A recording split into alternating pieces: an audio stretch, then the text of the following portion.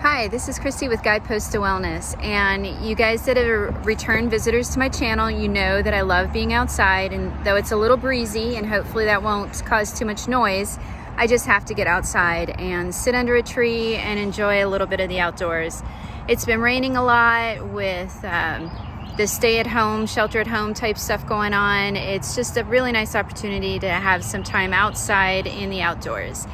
What I wanted to talk about today is just a great topic that I think is really relevant based on everything that's going on that's stressful in society and really just suits the mission of my channel, which is topics that can help anybody with a wellness goal, whether they have an autoimmune disorder like I do, if they're just trying to decrease their stress, if they just want to find ways to be happier. And the topic today is laughter as good medicine.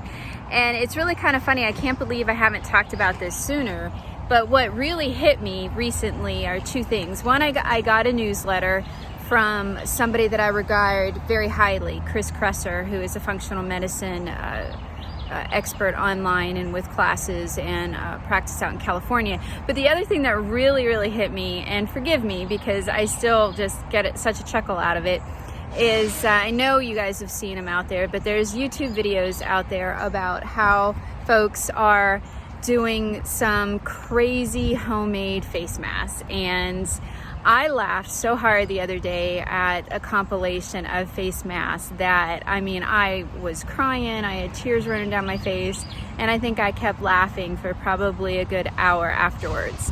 And laughter and humor is very subjective because my husband didn't find some of it quite as funny, but I guess as a woman, finding people of all ages adhering maxi pads with wings to their faces to use as a safety mask just really made me laugh. So that's what made me realize that, hey, this is what we all need right now, is to recognize how powerful laughter is as medicine. I'm going to do a whole blog post that's really going to dig into the science behind why laughter is so good for you. But from my own personal experience, I really first discovered this. And it's kind of hard for us because I think most of us realize that laughter is good medicine. That's a fairly common idea, but it wasn't always so. As a matter of fact, Norman Cousins is one of the first people that really prompted a study in that when he got sick himself. He was a journalist primarily, and he got sick with a very painful disease that they said he'd have maybe 1 in 500 chance of recovery, and he decided to treat himself with laugh therapy and some other things, and he found that it was just tremendously beneficial. It helped him rest and sleep, and he actually was able to really improve his overall well-being in ways that doctors were just flabbergasted about. So I learned about that when I was going through my lupus flare, and so I started to really do some of the same things myself. So when it comes to ways to add humor, I think that using technology is a great way to do it nowadays. We have all kinds of apps. You've got TikTok, which I haven't really looked into very much, but I remember probably a couple months ago when one of my associates started taking pictures and using Snapchat filters. Oh my gosh, we laughed so hard.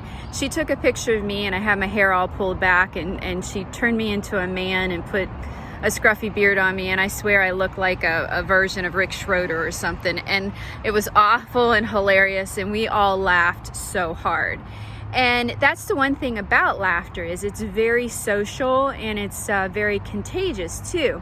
It's really, like yawns are contagious, laughter is actually contagious. There is a part of the brain that scientists have discovered that really is kind of the laugh center, that it's the detector. It detects when laughter, and that's why when we hear babies laughing, we see somebody else that's laughing really hard, even if we don't know why, a lot of times we'll start laughing, and that's because the brain has that laugh detector and then a laugh generator. So you don't even have to know what is funny to start laughing.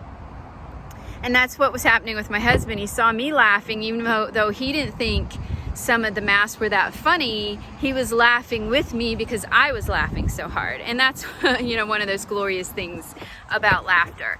So nowadays, with all the technology, like I said, Snapchat filters, TikTok, all those types of things, it's a great way to find ways to help yourself laugh.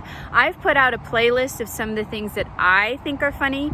Granted, just to give you some ideas, there is some adult humor, but I have some I Love Lucy clips out there.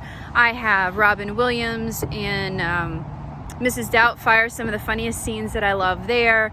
So finding movies that you think are funny, finding YouTube playlists and putting yourself together a little list of items is a great way to do it. I've also discovered something called laugh yoga, which, even though it's kind of odd to think about forcing yourself to laugh, it doesn't always work really well. But once you get into it, you actually find that you're laughing at yourself because you sound so ridiculous when you're laughing. But you realize how good you feel afterwards. It's an incentive to kind of do it. And I can remember many times when I would sit at home and I'd be alone watching episodes of a funny movie, or especially funniest home videos, and I was afraid that the neighbors were going to call the paddy wagon on me because I would just sit there in hysterics and laugh. But the fact of the matter is it does help you feel really, really good. Like I said, I'm going to put a link down to a blog post below once I get that one done. That's going to talk about the science. It's amazing what it does to your immune system. It actually helps support areas of your immune system that fight viruses. Hint, hint. So a great time to be laughing right now, to find reasons to laugh to help boost your immune system. But I'm going to put that information in the article for those of you. Whoops, sorry, my notes. You guys know how I have to have my notes. I'm going to put that in the description below and link some more of the science for any of you other geeks and stuff out there like me. But just really try to find ways to incorporate laughter into your life. I like to do a laughter meditation. One of the things that's great about the brain is that we can conjure up images so well in our brain. It's like we're reliving events. So with like a laughter meditation, you can think of an event that was something that was really funny.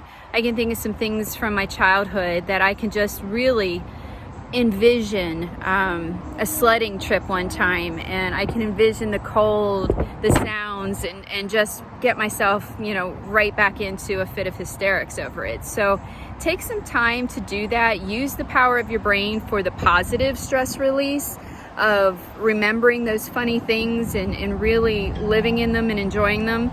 Make yourself a YouTube playlist.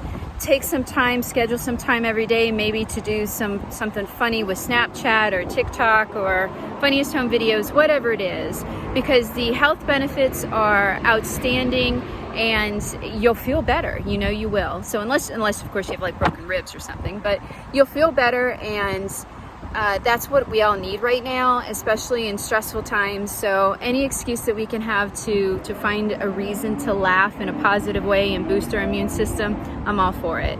So everybody, I hope you enjoy making your laugh playlist. You can check out some of mine out there and leave your comments, and I'd love to hear about them. Take care, be well.